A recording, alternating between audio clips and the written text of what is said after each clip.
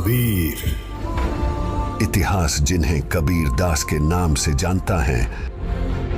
कबीर वह नाम जिसने भेदभाव की जंजीरों को तोड़ा और इंसानियत की राह दिखाई।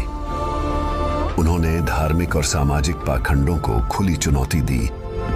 उन्होंने अपनी साधारण भाषा में गहरे दर्शन को व्यक्त किया, जिससे हर व्यक्ति उनकी वाणी को आसानी से समझ सके। सब जन में एक बीज से सबकी मिट्टी एक, मन में दुविधा पड़ गई, हो गए रूप अनेक, हो गए रूप अनेक। कबीर साहिब जी के दोहे हर व्यक्ति को अपनी ओर चुंबक की तरह खींच लेते हैं, चाहे वो व्यक्ति किसी भी जाति या मजहब का हो, पढ़ा लिखा हो या अनपढ़ हो। इतनी मिठास, इतना अपनापन, जैसे कबीर जी के दोहे शब्द नहीं बल्कि आत्मा की आवाज हो।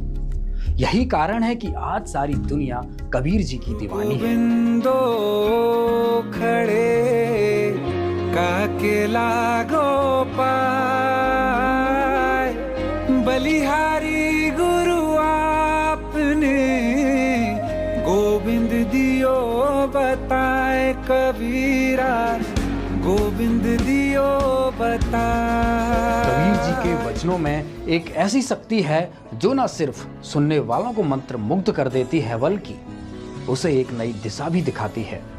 उनके दोहे आज भी हमारी जिंदगी का हिस्सा हैं और हमें सत्य की राह पर चलने की प्रेरणा देते हैं। आइए आज हम उस महान व्यक्तित्व जिसे कबीर कहते हैं, उनकी इस धरती पर गुजारे गए लम्हों के पन्नों को एक बार फिर पलट कर देखते हैं।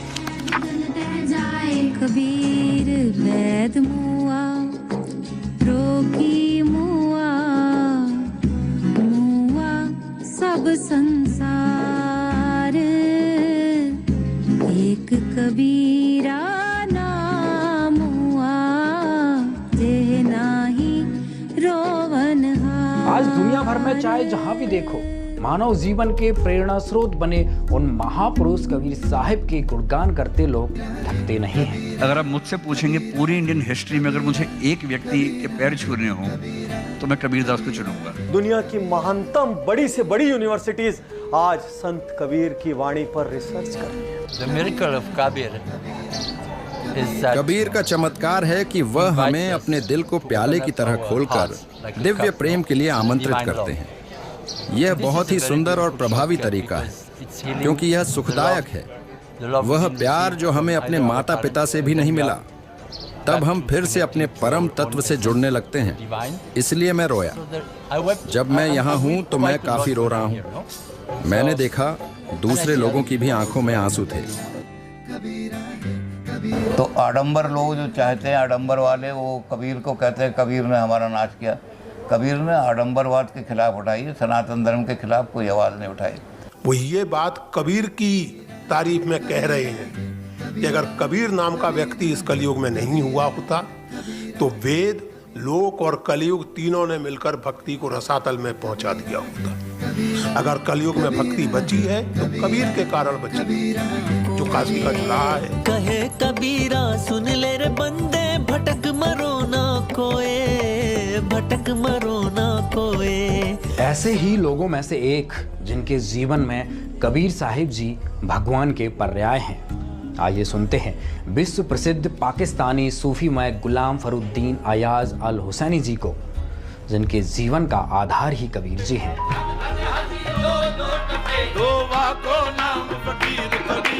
कबीर कहाँ से आए थे, किस इलाके से आए थे, ये मालूम है आपको? कबीर को बहुत गहराई से मैंने पढ़ा है, और मैंने न सिर्फ पढ़ा है बल्कि मैं कबीर से मिला हूँ, मैंने कबीर को देखा है, मैं कबीर को जानता हूँ। कबीर मेरा मजमून है, कबीर मेरा टॉपिक है, तो मैं कबीर के ऊपर कोई बार्गेनिंग करने को तैयार नहीं हूँ किसी से। कबीर जो हैं सिर्फ वाहिद हैं कि जो नंगी शमशीर है। कबीर ने कोई कंप्रोमाइज नहीं किया। कबीर ने जो देखा वो कहा, और जो सच देखा वो कहा, और सच के अलावा कुछ नहीं कहा। हद हद टपे सो औलिया और बेहद टपे सो पीर, हद हद टपे सो और बेहद टपे सो पीर, हद अनहद दोनों टपे सो वाको नाम फकीर कबीरा, वाको नाम फकीर कबीरा, वाको नाम फकीर। कबीर साहिब जी की वाणियों को संजोकर जो ग्रंथ बना उसको कबीर बीजक के नाम से जाना जाता है। जितना भी मैंने उसका अध्ययन किया उसमें उन्होंने अपनी वाणियों में वर्णित साखी, शब्द और रमैनियों के रूप में जो एक सर्वोच्च शक्तिमान सच्चिदानंद घन ब्रह्म का जिक्र किया है वो अद्वितीय, अनन्य और अवर्णनीय है। दुनिया में जिसने कबीर को जिस रूप में भी जाना, कबीर जी उसी रूप में उसकी जिंदगी का आधार बन गए। वो साहित्यकारों के लिए कवि थे, सूफियों के लिए खुदा, संतों के भगवान थे, परंतु वे स्वयं अपनी वाणियों में सदैव जिस अनादि अनंत सर्वशक्तिमान पूर्ण ब्रह्म परमात्मा के बारे में दुनिया को चेताया करते थे, वे उससे दुनिया के सब लोग मैं कहूँगा अनभिज्ञ हैं। उस अलौकिक ज्ञान को उनके सिवाय दुनिया में कोई नहीं समझा पाया। जैसे उनकी एक वाणी है, एक राम दशरथ का बेटा, एक राम घट घट में लेटा, एक राम ने जगत पसारा, एक राम इन सब से न्यारा। चारों को छोड़ जो पंचम को ध्यावें, कहें कबीर वो हम तक आवे। तो ये जो पांचवें राम का जिक्र है, इस पांचवें राम का जिक्र साहेब कबीर के सिवाय दुनिया में कोई नहीं करता। इसका मतलब कोई ऐसा रहस्यमयी तत्व ज्ञान अवश्य है जो कबीर साहिब के सिवाय इस धरती पर ना तो किसी के पास था और ना किसी के पास है। वो हिंदी के पहले जन कवि हैं, महाकवि भी कहना चाहिए। हिंदी भाषा को एक साहित्य का दर्जा दिलाने वाले सबसे बड़े कवि कबीर ही हैं, सबसे पहले कवि। उससे पहले हिंदी को लोक भाषा माना जाता था, लेकिन कबीर जैसे कवि ऐसे थे जिन्होंने हिंदी को एक साहित्यिक भाषा का दर्जा दिलाया। वह भी ऐसी भाषा में जो सीधी सरल भाषा थी, और वह भाषा ऐसी हो गई कि आप देखें कि बहुत सारे संप्रदाय उसको धार्मिक उपदेश की तरह ग्रहण करते हैं। यहाँ तक कि गुरु ग्रंथ साहब जैसी कृति में भी सबसे ज़्यादा कबीर की वाणी। कबीर मेरी सिमरनी रसना ऊपर रामा, आद जुगादी सगल भगत ताको सुख विश्राम।